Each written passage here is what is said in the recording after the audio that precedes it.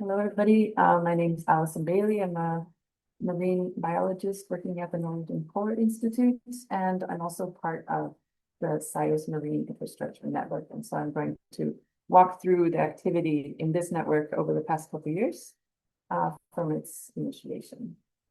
And I'm doing that on behalf of both the SIOS officer and an organizing committee, including Manuel Belzi, Frank Knudsen, Agnieszka, and myself. So the origin of this network actually, like many other interesting initiatives, came from SESS reports. Specifically, two of the early SESS reports in 2018 was the first year they were published, and 2019. And it was Finno Fauquier who put together the first collation of mooring data, so hydrographic mooring data, and then also Manuel Belzi, who followed up with additional mooring data in the following year. And both of these, like SESS reports are good at doing, have recommendations in the end, and they listed up several things that they thought would be useful for the oceanographic community in Svalbard. And that was establishing a cooperative group, essentially, to bring all of the many institutions together that had oceanographic moorings on Svalbard, noting that the integration of all of these data yields much more valuable insights, and that this would potentially be a way of harmonizing and therefore improving these marine measurements, and also increasing the ability to access these and service these moorings through boat ship time, which would then make these time series more continuous and more long-term, making them more useful for climatic considerations.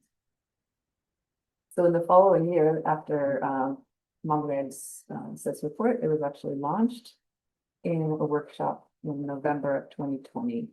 And they laid out that the aims of this network are to provide a meeting place for the marine science community in Svalbard, discuss harmonization and marine data collection, joint projects, sharing and infrastructure and logistics, and other forms of collaboration. And so it was meant to be a large group with a somewhat smaller organizing committee, and it was led by a SIOS Observing Network Infrastructure Officer. And for the first year, it was led by Ingrid Jennings, and then in the following years, it's been led by Eleanor Jones. And this has been really important for kind of pushing the whole network forward. So since its start in 2020, there's been 5 essentially annual marine infrastructure workshops, only lacking 2022. And already the first one had quite good attendance. There were 60 people in attendance, and all of the first 4 were entirely online. And the people across the world could really participate. And essentially it started as people presenting updates on their marine infrastructure, and then having a couple interesting keynote speakers on overarching issues or scientific topics in the field. And that first workshop produced already a map and a table of infrastructure owned by 12 institutions from 7 different countries. And I don't think this has ever been produced before then. So that's been really valuable, and that's been kind of expanded upon as these workshops go forward. And I think that it's maintained kind of the same sort of structure, and that it's mostly updates on somewhat core group of known actors in that have infrastructure, but it's also expanded to the understanding of what is an infrastructure. So, for example, Plankton time series, where I go out on a boat every week, every year, and have a consistent time series, even though that's not mooring in the water, it's a somewhat like a reliable infrastructure, reliable source of data that can be added to these other mooring data sets. So boats and kind of field work related time series and moorings have all been brought under the umbrella of infrastructure. In this last year, we had funding from SIOS that allowed for an in-person meeting, which was really nice. The Met offices in Oslo. right after the Svalbard Science Conference. And again, we had 15 science talks and people both online and in person. And I think that over these years that I've participated in this, it has really improved. People know each other better. They're more aware of the ongoing time series, and they're more willing to kind of bring up ideas of cross-cutting analyses of all these time series. I think it's improving. More people are joining, but also the interaction of the core groups is also improving. Beyond these annual workshops, I know that Eleanor has been working on increasing participation, and she made this poster for the Svalbard Science Conference, kind of outlining what this group is and helping that people know about it, because it is reliant on people asking to join, even though it's also advertised in such posters and SIOS. And then also, we've been working on the science side of it. So essentially bringing together the largest integration of Svalbard mooring time series to date. So the Cuttier paper and the Bensi paper, they had subsets of the mooring infrastructure in their SESS reports. But we worked on writing a SESS chapter that Manuel Bensi led, kind of integrating the largest, most inclusive overview, and also the longest time series, because these things are going on. So there were task force discussions connected to Polar Night Weeks. There was a writing meeting hosted in Trieste, Italy in 2024 for writing this SESS chapter, and then it was published in the beginning of 2025. And there's plans for an expansion of this work into a scientific publication. So I'm just going to show some slides from Manuel and his presentation of this SESS chapter that he led, with all of us trying to help out as we can. It's called ARIS, the Atlantification Process in Svalbard, a broad view from the SIOS infrastructure network. And so there's institutions from across Europe that all have some marine infrastructure time series to contribute on Svalbard.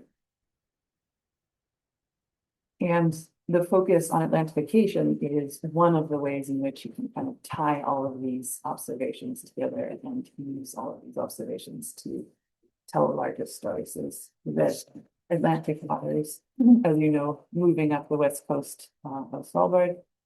And on the left, you can see a plot of all of the marine infrastructure data sources that we used in this SESS chapter. This is a plot of not mooring data, but it is a plot of modeled data. And so you can see on the left here, this green, blue, 79 degrees north, box, and then 75 and 70. These are the three colors that are then on this plot.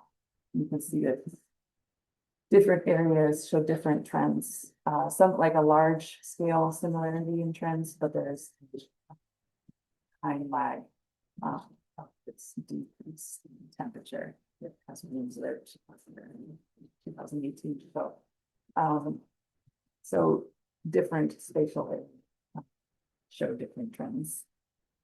And then we took that thinking also to the different moorings on Svalbard, and here these dots of different moorings, and then the data. So deeply here in Komsjøren Inner, Komsjøren Mouth, Komsjøren Mouth, Komsjøren Suman, Continental Shelf. And this is a really interesting plot showing how different even the annual cycles are in all these different places, and putting all of that analysis into one place. It's been really interesting. Just indicating how different the peaks in salinity and temperature are in place to place. And these are plots that I can't say I completely can speak to, but they are showing the 20-year trends in key mooring sites. And what's interesting is that when you finally put all of them together in in such a long time period, we don't really see any linear temperature trends. In general, the temperature and salinity has been going down over the last few years. So when you take an earlier subset of the data, then you found a higher warming trend than you do now within years. But it's not a linear process.